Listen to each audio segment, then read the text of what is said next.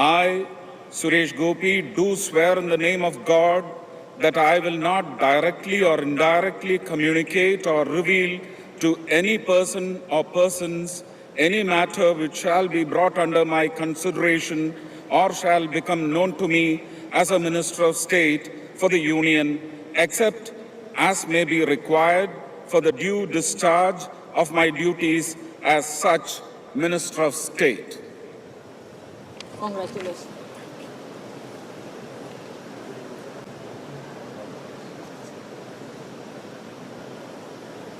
എനിക്ക് എൻ്റെ ആഗ്രഹം എന്താണെന്ന് എല്ലാവർക്കും അറിയാം. അത് തന്നെയാണ് എൻ്റെ ഉദ്ദേശവും. അത് ഞാൻ പറയും, ഇനിയും പറയും. ഫോറംസ് ഒന്നും ഒരാഗ്രഹവും ഇല്ല. എന്ത് വന്നാലും ഏറ്റെടുക്കണം. കേരളത്തിലെ ഒരു മന്ത്രി എന്നുള്ള നിലയിൽ കഴിഞ്ഞ തവണയൊക്കെ തന്നെ സംസ്ഥാന സർക്കാരുമായി പലതരത്തിലുള്ള അഭിപ്രായ ഭിന്നതയൊക്കെ കഴിഞ്ഞ മന്ത്രിക്കുണ്ടായിരുന്നു. ആ അഭിപ്രായ ഭിന്നതയൊന്നും ഇല്ലാതെ നല്ലൊരു ടേംസ് കണ്ടീഷൻസിൽ പോകും. അഭിപ്രായ ഭിന്നത ഉണ്ടാക്കാൻ വരാതിരുന്നാൽ മതി. ഞാൻ കേരളത്തിന് വേണ്ടിയാണ് നിലകൊള്ളുന്നത്, തമിഴ്നാടിന് വേണ്ടി. ഉറപ്പായിട്ടും ആഞ്ഞു പിടിച്ച് നിൽക്കും. ഇങ്ങോട്ട് അത് മുടക്കാനായിട്ട് വരാതിരുന്നാൽ മതി. അത്രയേ ഉള്ളൂ. അല്ല, കുറച്ച് ജോലി പങ്കുവെച്ച് കിട്ടുമല്ലോ. വലിയ എളുപ്പമല്ലേ. അങ്ങനെ കൂടുതൽ കാര്യങ്ങളൊന്നും ഉണ്ടാവണമെന്ന് ഞാൻ പറയില്ല. ന്യായമായത് കിട്ടണം. അയ്യോ, എനിക്കറിയത്തില്ല. അല്ല, അതുപോലും വേണ്ടെന്നാണ് ഞാൻ പറയുന്നത്. എന്താ പോലും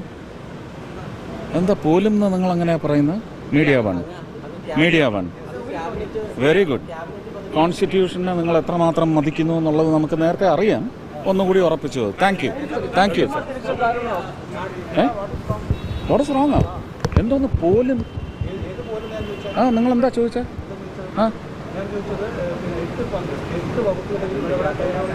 അതല്ല, സഹമന്ത്രി സ്ഥാനം. അതിനെന്താ കുഴപ്പം? സാർ, MP-ക്ക് എല്ലാ വകുപ്പിലും ഇടപെടാൻ കഴിയില്ലേ? നിങ്ങൾ ആദ്യം ചോദിച്ച ചോദ്യം ഒന്ന് റീപ്ലൈ ചെയ്ത് കണ്ടോളൂ. ജനങ്ങൾക്ക് മനസ്സിലാവും. നമ്മൾ തമ്മിലുള്ള കണക്കുകൾ വായിച്ചു തുടങ്ങിയിട്ടേ ഉള്ളൂ ചാക്കോച്ചി. ഒരു കോടതിയിലും വരാൻ പോണില്ല ഈ ചാക്കോച്ചി. അവന്റെയൊക്കെ വിധി എഴുതുന്നതും ചാക്കോച്ചി നേരിട്ടായിരിക്കും. അന്ന് തിരിച്ചു വരും ചാക്കോച്ചി.